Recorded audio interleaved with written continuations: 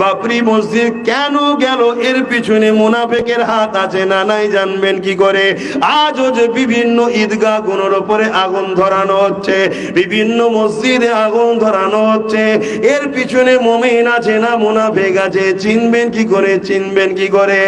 এই যুবকেরা আজকে বলে দিয়ে যায়, তুমি যেখানেই থাকো না কেন, তুমি দুনিয়ায় জন্ম নিয়েছো একটাই কারণে, ইল্লা লিয়াবুদুন, আল্লাহ দাসত্ব করার জন্য, যিনি তোমাকে দুটো চোখ, দুটো কান, দুটো হাত, দুটো পা দিয়েছে।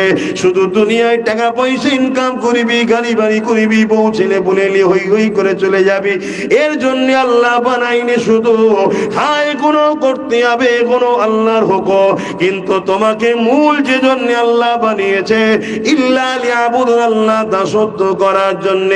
এই আমার আল্লাহ আপনার দাসত্ব কোনটা?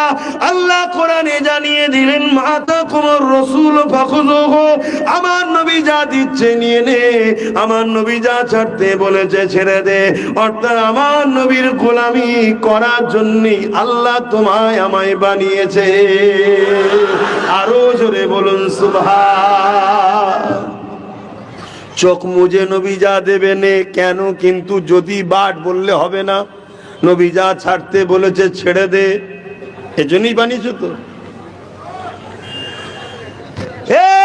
যুবকেরা, মুমিনকে আর মুনাফিককে চিনবেন কি করে? সহজে একটাই কথা বলে দিয়ে যায়, আল্লাহ পাক তোমার আমাকে চিনাবার জন্যই তো মুহাম্মদ রাসূলুল্লাহকে পাঠিয়েছে। অর্থাৎ তোমার আমার বিছখানে, তোমার আমার বিছখানে যিনি রয়েছেন, তিনি হলেন নূর নবী মুহাম্মদ রাসূলুল্লাহ। অর্থাৎ আল্লাহর সঙ্গে বান্দার সম্পর্ক গড়ার জন্য বিছখানে, আল্লাহর বান্দার বিছখানে যিনি রয়েছেন মুহাম্মদ রাসূলুল্লাহ। অর্থাৎ তুমি আমি নবীর কাছে যাব, নবী তোমাকে আমাকে আল্লাহর সঙ্গে সম্পর্ক করে দেবে। এ যুবকেরা, মুনাফিক চিনার বিষয় যদি এসে যায়, আমার রাসূলুল্লাহকে সামনে নিয়ে আসবেন, তাকে জিজ্ঞাসা করুন, আমার নবী সম্বন্ধে তোমার ধারণা কি? আমার নবী সম্বন্ধে তোমার আকীদা কি? আমার নবী সম্বন্ধে তোমার দিলে কি জায়গা আছে?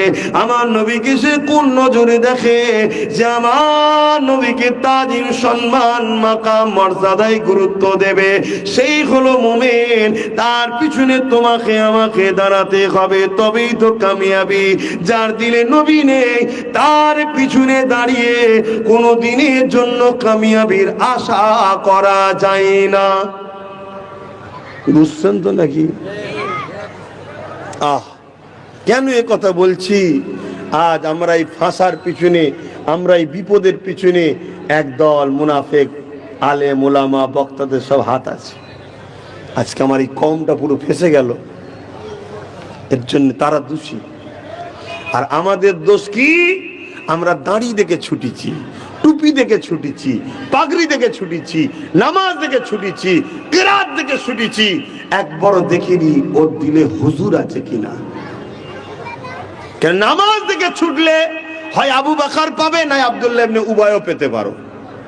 রোজা দেখে ছুটলে আবু বকরও পেতে পারো, আব্দুল্লাহ ইবনে উবাইও পেতে পারো। ভুলও হতে পারে, ঠিকও হতে পারে, কিন্তু 100% যাদের দিলে মুহাম্মাদুর রাসূল আছে, তারা যাই হোক নাই হোক ধোঁকাবাজ, গাদ্দার, প্রতারণাকারী হতে পারে না। জোরে বলুন সুবহানাল্লাহ, আরো জোরে বলুন সুবহানাল্লাহ। আর নবী যার দিলে আছে, একটাই যথেষ্ট, বেশি লাগে না, একটাই। ইতিহাস তার প্রমাণ দিচ্ছে না, দেয়নি? হ্যাঁ, হযরতে খালিদ বিন ওলীদের নাম শুনেছেন না শোনেননি? এখন তো এসব সিলেবাস গুলো মাদ্রাসা থেকে তুলে দেওয়া হচ্ছে, আপনারা খবর রাখেন কি জানি না।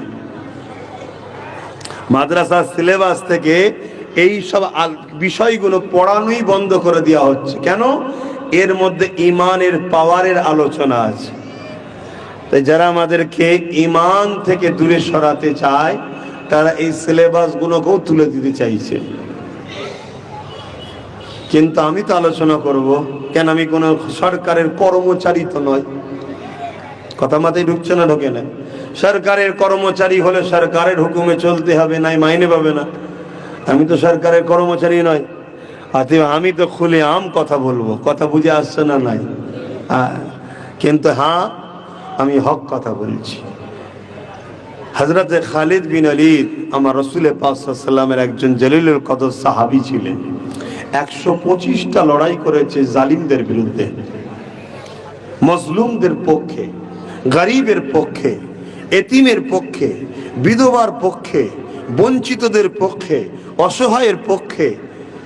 খালিদ বিন ওলীদ দাঁড়িয়ে 125টা লড়াই করেছে জালিমের বিরুদ্ধে, আর 125টা জায়গাতেই খালিদ বিন ওলীদকে আল্লাহ কামিয়াবি দিয়েছে। জোরে বলুন সুবহানাল্লাহ।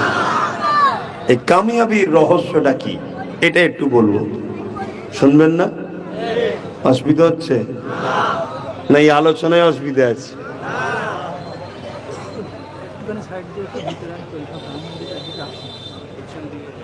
না না, ও সময় করার 10 করার সময় নেই।